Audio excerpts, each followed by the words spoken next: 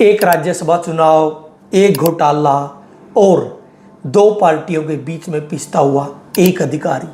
के यू घोटाला था, के राज्यसभा चुनाव में हुआ था, इस सारा विषय पर इस वीडियो में बात करांगे। राम राम बेचारे ने, मेरा नाम अनिल है। मेरी कोशिश है कि मैं तर जुड़े मुद्दे, समाज से जुड़े मुद्दे, दुनिया से जुड़े मुद्दे, जिनका कहीं ना कहीं किसी न किसी रूप में अपना असर पड़ा है, वो देसी भाषा में, अपनी भाषा में तर तक समझा सकूँ। अगर तुमने मेरा काम अच्छा लगा तो इस वीडियो ने लाइक करो, शेयर करो। मेरा यूट्यूब चैनल अनिल बेलर का ऑफिशियल ने सब्सक्राइब कर लियो, मैंने सारे सोशल मीडिया प्लेटफॉर्म पर फॉलो कर लियो। पहला आप बात कराएंगे घोटाला की।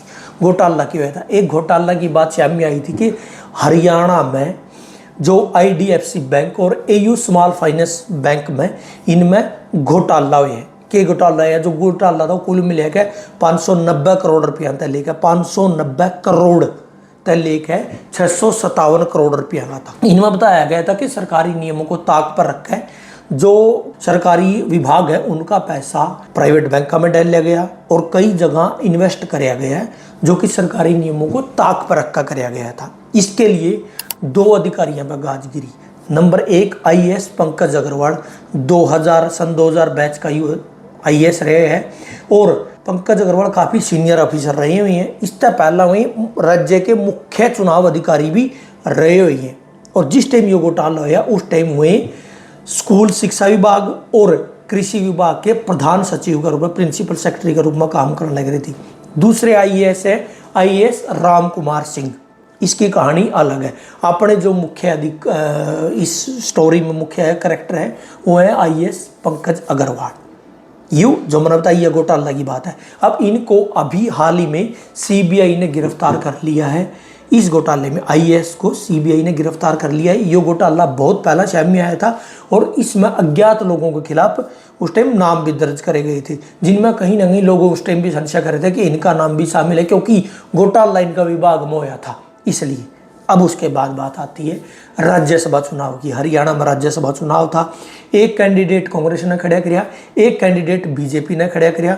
दोनों के पास अपने अपने जो कैंडिडेट है उसको जिताने के लिए इनफ संख्या थी, लेकिन तभी हरियाणा में ही भाजपा के उपाध्यक्ष है वो सतीश नांदलो निर्दलीय चुनाव खड़े हो जाओ, जब निर्दलीय नामांकन भर दे तो अब हो जाए। पहला नहीं होता चुनाव नहीं होगा क्योंकि दो कैंडिडेट है, दो ही सीट है, लेकिन फिर क्योंकि तीनों के कैंडिडेट इसलिए चुनाव होगा और चुनाव शुरू हो जाए। चुनाव खातर जोड़ तोड़ शुरू हो जाए। कांग्रेस अपने विधायक लेकर है, बाहर भी जावे है, चुनाव की तारीख है जाए, चुनाव शुरू हो जाए। चुनाव के दौरान भी अलग अलग प्रतिक्रियाएं आंदी रही हैं, लेकिन अब इसमें बात की थी इस चुनाव में रिटर्निंग ऑफिसर बनाया जावे इसी IAS पंकज अग्रवाल को। नंबर 1 बात तो यह अपवाद थी, क्योंकि सुनने में आई है कि इसका ऊपर इल्जाम लग रहे थे, तो ऐसे आदमी को इस चुनाव में रिटर्निंग ऑफिसर क्यों बनाया गया? नंबर 1 बात। दूसरी बात यह थी कि जिस राज्य में चुनाव होते हैं वहां के अधिकारियों को उस चुनाव में ड्यूटी नहीं लगाई जाती। तो एक IAS ऑफिसर जो इसी राज्य का है, जिस पे एक घोटाले के इल्जाम है, उसको इसी राज्य के राज्यसभा चुनाव में रिटर्निंग ऑफिसर RO क्यों बनाया गया? ये बहुत बड़ा जांच का विषय है। चुनाव में क्या होता है? चुनाव में अलग अलग लोगों की अलग अलग दिन में पूरी रोड़े रब्दे चलते रहे। किसी का वोट कैंसिल हो, किसी का वोट कैंसिल नहीं होता, उसको फिर दोबारा वैलिड बने जावे। जो चुनाव की प्रक्रिया उसकी वीडियो कभी जिसमें मुख्य चुनाव आयोग में भेजी जावे, वापिस आवे, अलग अलग पूरा दिन रोड़ा चलता रहे। शाम ने चुनाव का जो टाइम था उस टाइम चुनाव खत्म हो जाए, लेकिन रिजल्ट नहीं आता। 5 बजे, 6 बजे, 7 बजे, 8 बजे, 9 बजे, 10 बजे, रात के 11-12 बजे तक भी रिजल्ट नहीं आता। 1:30-2 बजे जाकर रिजल्ट आवे और बड़ी मुश्किलों के बाद कांग्रेस को विजेता घोषित कर दिया जाए। कांग्रेस कैंडिडेट जीत जाए, एक कैंडिडेट BJP का जीत जाए और जो निर्दलीय खड़े थे सतीश नांदल जो भाजपा के ही नेता है वो हार जाए। इसमें कांग्रेस के नेता इल्जाम लगा हुआ है कि जो रिटर्निंग ऑफिसर थे जो पंकज अग्रवाल, इनकी भूमिका संदिग्ध थी। कांग्रेस के नेताओं का कहना था कि हमारे जो 5 जो हमारे विधायक थे उन्होंने तो क्रॉस वोटिंग करी है, लेकिन उनके अलावा जो हमारे 4 वोट वैलिड वोट थे उनको कैंसिल कराया गया। वो कैंसिल इस पंकज अग्रवाल ने कराया और इस तरीका था कराया कि उन्हें बार बार, पहली बात तो यही नियम है कि जब एक बार अगर किसी वोट पर ऑब्जेक्शन है तो वो शुरू में ही कर दो, वोट न्यारा रखे जावे। लेकिन जब वो वोट वैलिड बॉक्स में पढ़ लिया उसके बाद उसको आप कैसे अनवैलिड बता सकते हो। 3-4 वोट हमारे ऐसे हैं जो कि वैलिड थे, पूर्ण रूप से वैलिड थे।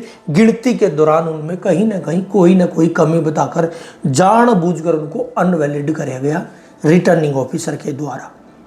और ये खेल 4-5 घंटे चल गया। कभी इन वोटों को उठाकर वैलिड बॉक्स में जो वैलिड वोटर थे उनमें डाल दिया जावे और कभी उनको उठाकर वापस अनवैलिड कर दिया जावे। यही खेल पूरा जो कई घंटे तक चलता रहा। अंत में बड़ी मुश्किल के बाद कांग्रेस का जो कैंडिडेट थे करमवीर बोध, उनको विजेता घोषित कर दिया जावे एक बीजेपी का जीत से। जो वहाँ पर अधिकारी था, रिटर्निंग ऑफिसर था, उसकी मंशा पर सवाल उठाए जी। कांग्रेस इस सवाल ने लेकर कई बार प्रेस कॉन्फ्रेंस भी कराए, चुनाव अधिकारियों से भी मिला है, चुनाव आयोग से भी मिला है कि इसकी जो भूमिका थी वह संदिग्ध थी। अब तो हम स्टोरी देखो, मतलब एक अधिकारी जो घोटाले में जिसके ऊपर संदिग्ध था कि ये घोटाला में शामिल है, उसको एक चुनाव के लिए आरोप बनाया जावे। वो अपनी तरफ से पूरी कोशिश करता है भाजपा के समर्थित उम्मीदवार की जीत करने की, उसको जिताने की, कांग्रेस के वैलिड वोटों को अनवैलिड घोषित करता है। लेकिन तमाम कोशिशों के बावजूद जब वो अपनी मंशा में कामयाब नहीं हो पाता, उस पर कांग्रेस इल्ज़ाम लगाती है, इस पे भाजपा चुप्पी साध लेती है और अब जाके पता चले कि वो अधिकारी इस घोटाला में शामिल था। सीबीआई ने उसको पकड़ा और अब आगे ईडी आगे के मामले की जांच करेगी। मतलब हम समझने लग रहे हो चक्कर कहाँ से घूमने लग रही है।